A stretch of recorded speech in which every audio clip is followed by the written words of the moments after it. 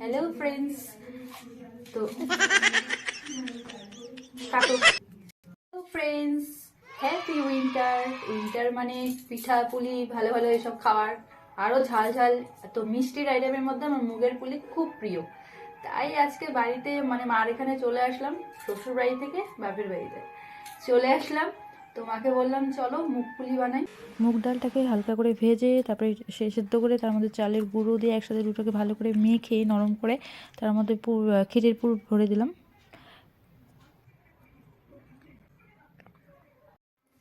টেনটেনা, আমার মুগের পুলি পুর ভরা হয়ে গেল। এখন আমি সাদা তেলে ভাজবো, তারপরে গুড়ের রসে চুবাবো, তারপরে খাবো।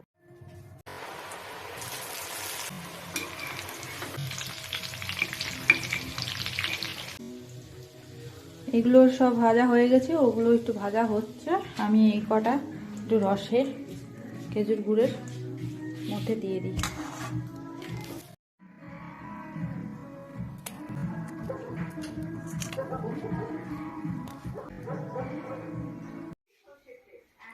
আমার মুগের পুলি রেডি, খাবো, টেস্ট করে দেখবো।